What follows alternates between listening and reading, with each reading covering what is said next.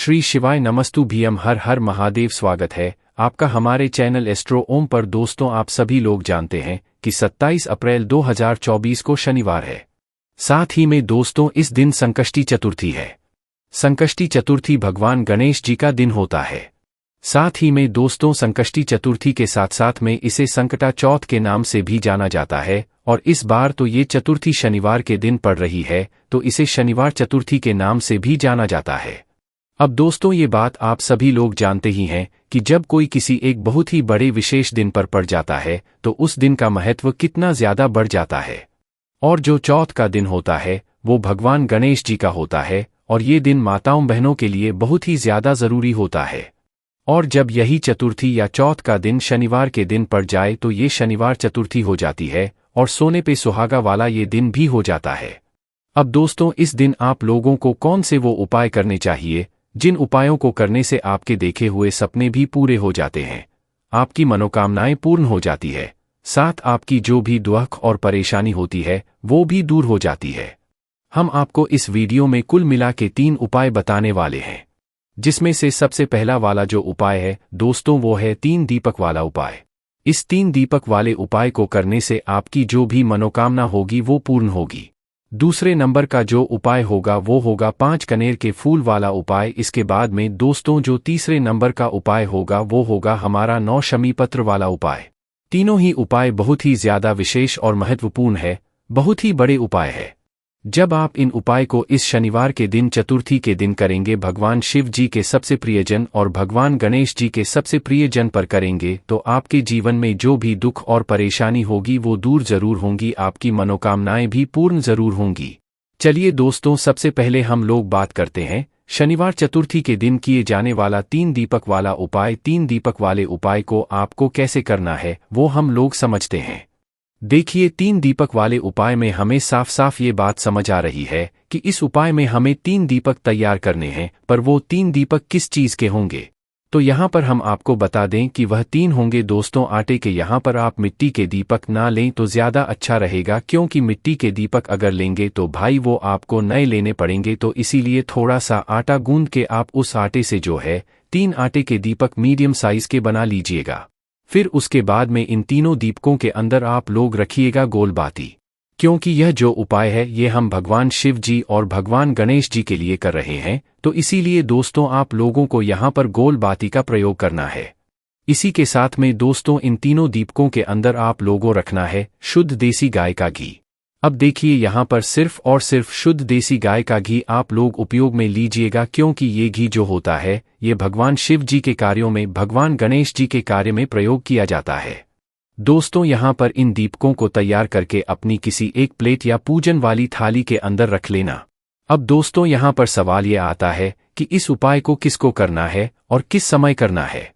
तो देखिए, यहाँ पर इस उपाय को विशेष रूप से माताओं बहनों को करना है, क्योंकि शनिवार चतुर्थी का दिन रहेगा, मतलब माताओं बहनों के लिए ये दिन बहुत ही जरूरी होता है।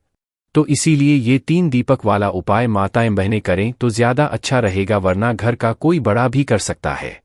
अब किस समय करना है तो दोस्तों, दीपक वाला उपाय है तो दीपक तो भाई शाम के समय प्रदोष काल में या रात्रि में ही जलाए जाते हैं, इसलिए इस वाले उपाय को आपको शाम के समय प्रदोष काल में ही करना है। तो लगभग इस दिन संकष्टी चतुर्थी के दिन शाम के समय 6 से 7 बजे के बीच में, अगर थोड़ा लेट हो जाए तो 8 बजे तक भी आप लोग ये वाला उपाय कर सकते हो। इन तीनों दीपकों को आप लोगों को अपने घर से लेकर निकलना है। अब दोस्तों, हमने बनाया है तो 3 अलग अलग जगहों पर ये दीपक रखाएंगे। अब वो 3 अलग अलग जगहें कौन सी हैं वो आप लोग ध्यान से सुनिए। देखिए, सबसे पहला वाला जो दीपक है वो आप लोग लेकर जाओगे किसी भी बड़े वाले बेलपत्री के पेड़ के नीचे, और बेलपत्री के पेड़ के नीचे पहुंचकर अपना पहला दीपक अपनी माचिस लेकर भी जाओगे। अपनी माचिस से अपना पहला दीपक जलाओगे और बेलपत्री के पेड़ के नीचे रख दोगे। भगवान से प्रार्थना कर लेना, उनको धोख देना, अपने घर में माता लक्ष्मी जी की कृपा के लिए आशीर्वाद प्राप्त कर लेना। तो पहला बेलपत्री के पेड़ के नीचे लगाने के बाद दूसरा दीपक आप लोग लेकर जाओगे किसी भी पीपल के पेड़ के नीचे, और पीपल का पेड़ भी बड़ा होना चाहिए। तो पीपल के पेड़ के नीचे जाकर अपना दूसरा दीपक जलाकर उस पीपल के पेड़ के नीचे रख देना। आपको सिर्फ घर से दीपक बनाकर लाना है और जलाना है, इन वृक्षों के नीचे आकर ही है।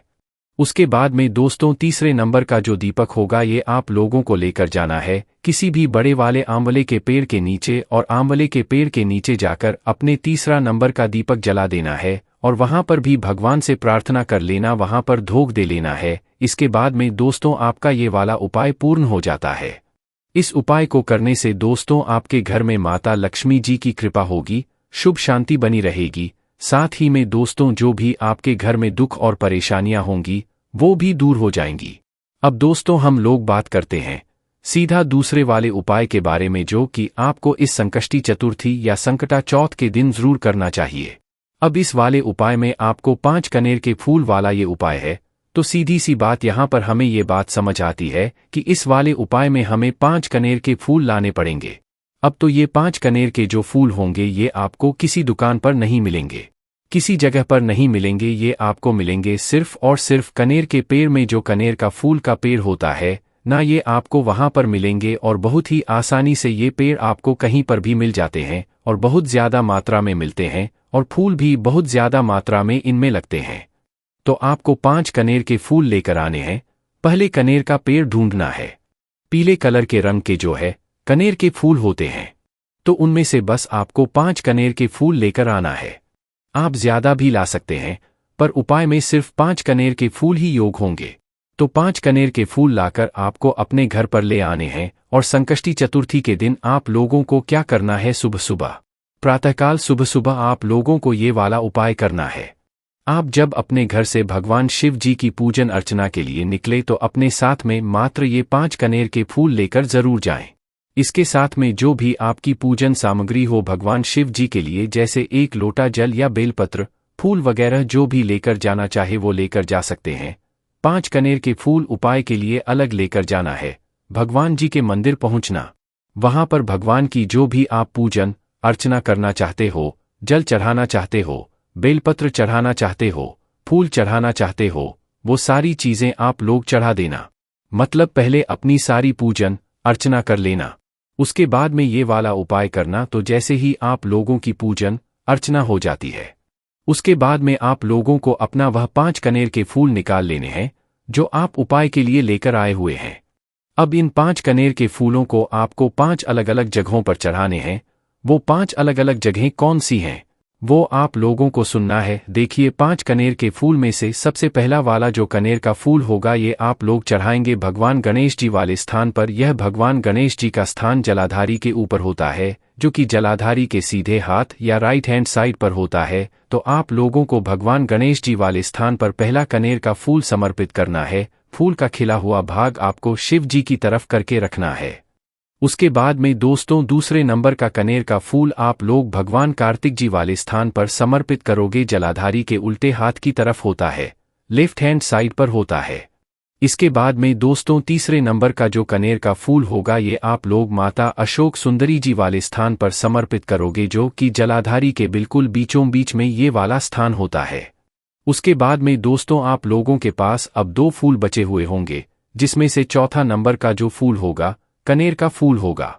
वह आप लोगों को कहाँ पर चढ़ाना है, वो चढ़ाना है आप लोगों को माता जगदम्बा जी के हस्तकमल पर। अब हस्तकमल के पर भी आप चढ़ा सकते हो, या तो आप लोग शिवलिंग के कटी भाग पर भी चढ़ा सकते हो, या तो आप लोग शिवजी की 5 बेटियों का नाम लेकर उस पात्र में भी चढ़ा सकते हो आप। तो दोस्तों चौथे नंबर का जो कनेर का फूल है ये आप लोगों को कटी भाग या जलाधारी के ऊपर कहीं पर भी समर्पित कर देना है। शिवजी की 5 बेटियों का नाम लेते हुए, जो कि है जया, विषहर, शामिलबारी, देव और दोतली, इन नामों को लेते हुए आप इस फूल को समर्पित कर देना।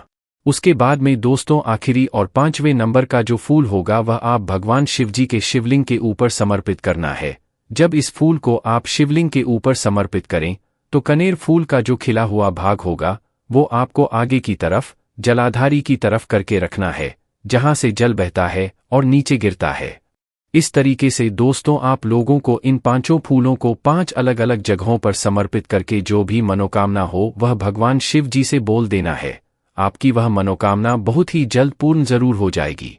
चलिए दोस्तों अब हम बात करते हैं तीसरे और आखिरी उपाय के बारे में, जो कि संकष्टी चतुर्थी का सबसे बड़ा और विशेष उपाय है। माताओं बहनों के लिए विशेष रूप से है, तो इस वाले उपाय में हमें क्या करना है दोस्तों, ये है 9 शमीपत्र वाला उपाय। अब इस 9 शमीपत्र वाले उपाय में भी हमें साफ साफ ये बात समझ आती है कि इस उपाय में हमें 9 शमीपत्र लेने होंगे। 9 शमीपत्र लेने के लिए भी आपको शमी के पेड़ से शमी की पत्ती तोड़कर लानी पड़ेगी। कुल मिलाकर आपको 9 पत्ती लेकर आनी है शमी की। उसके बाद में दोस्तों आप लोगों को 9 शमीपत्र लाकर क्या करना है, शाम के समय प्रदोष काल में ये वाला उपाय करना है। अगर कोई शाम के समय ना कर पाए तो भाई वो सुबह के समय भी कर सकता है। उपाय माताओं बहनों के लिए इसलिए ज़रूरी है क्योंकि इस उपाय को करने से उनके घर में जो उनके बच्चे होते हैं उनके ऊपर से सारी दुख और परेशानियां दूर होती हैं, साथ ही में उनके परिवार के ऊपर से भी सारे दुख कष्ट दूर हो जाते हैं। तो माताओं बहनों को विशेष रूप से ये वाला उपाय करना है और इस उपाय को करने के लिए आप लोगों को 9 शमीपत्र लेकर आने हैं। 9 शमीपत्र आप लोग अपने साथ में लेकर आ जाइएगा। उसके साथ में दोस्तों आप लोगों को यहाँ पर एक घी का दीपक भी तैयार करना है, जो कि आप लोग आटे का ही तैयार करोगे। उसके अंदर गोल बाती रखोगे, साथ ही आप लोग यहाँ पर शुद्ध देसी गाय का घी डाल लोगे। ये सभी चीज़ें तैयार करके आप शाम के समय प्रदोष काल में जब भी आप इस उपाय को कर रहे हो, संकष्टी चतुर्थी के दिन, सकट चौथ के दिन, तो भैया आप भगवान शिवजी के मंदिर पहुंच जाना। मंदिर पहुंचकर आप लोगों को क्या करना है कि सबसे पहले भगवान शिव जी के शिवलिंग के पास में आप लोगों को पहुंच जाना है। पहले भगवान के दर्शन कर लेना। अगर आप कोई शिवजी पर चीज चढ़ाना चाहते हो तो पहले वो चढ़ लेना, उसके बाद में उपाय करना। तो शिवजी के शिवलिंग के पास में पहुंचना और पास में पहुंचने के बाद अपने वह 9 शमीपत्र निकाल लेना। 9 शमीपत्र से 5 शमीपत्र समर्पित करने के बाद दोस्तों आप लोगों के पास 4 शमीपत्र बचेंगे। अब ये 4 शमीपत्र में से 3 शमीपत्र आप लोगों को और अलग से निकाल लेने हैं। इन 3 शमीपत्रों को आप लोगों को भगवान शिवजी की शिवलिंग के ऊपर समर्पित करना है। अब इसमें जो पत्तियों का भाग होगा वो जलाधारी की तरफ, मतलब सामने की तरफ होना चाहिए। इस तरीके से इन 3 शमीपत्रों को जमा कर आप लोगों को शिवलिंग के ऊपर समर्पित कर देना है। उसके बाद में दोस्तों आखिरी में आपके पास एक शमीपत्र और एक घी का दीपक बचेगा। इस घी के दीपक को आपको शिवलिंग के पास में नहीं लगाना है। इस एक शमीपत्र और घी के दीपक को लेकर आपको भगवान शिवजी की चौखट के पास में आ जाना है और मंदिर के अंदर से खड़े होकर मंदिर के बाहर देखना है कि आपका उल्टा हाथ कौन सा पड़ रहा है। उस उल्टे हाथ की चौखट पर बैठना है, मंदिर के बाहर नहीं निकलना है। मंदिर के अंदर बैठकर ही आप लोगों को क्या करना है कि भगवान शिवजी के उल्टे हाथ की चौखट पर आप लोगों को सबसे पहले अपना वह एक बचा हुआ शमीपत्र समर्पित करना है और शमीपत्र समर्पित करने के बाद अपना वह एक घी का दीपक अपने ही माचिस से जलाकर इस घी के दीपक को आप लोगों को उसी शमीपत्र के पास में गणेश जी के मोर ध्वज या मयूर ध्वज गणेश जी का नाम लेते हुए इस दीपक को वहां पर अपनी मनोकामना को कहते हुए रख देना है, जिस मनोकामना के लिए आप अपना यह वाला उपाय कर रहे हो। अब दोस्तों यहाँ पर आप लोगों ने जो 5 शमीपत्र गणेश जी वाले स्थान पर समर्पित किए हैं, यह शिवलिंग में जो गणेश जी का स्थान होता है जलाधारी के सीधे हाथ की तरफ, सिर्फ वहीं पर आपको समर्पित करने हैं। गणेश जी की प्रतिमा के ऊपर समर्पित नहीं करना है और 3 शमीपत्र आप लोग शिवलिंग ऊपर समर्पित करेंगे। बाकी एक शमीपत्र आप शिव जी की चौखट पर आकर समर्पित करेंगे और उसी के साइड में आप लोग दीपक लगाएंगे। गणेश जी के मूल ध्वज और मयूर ध्वज गणेश जी का नाम लेते हुए और अपनी मनोकामना इस जगह पर बैठकर जरूर बोल देना। बस दोस्तों यहाँ पर ये वाला उपाय पूर्ण हो जाता है। हमने आपको इस संकष्टी चतुर्थी या संकटा चौथ के दिन किए जाने वाले वो विशेष उपाय बता दिए हैं जो कि पंडित जी ने खुद बताया है।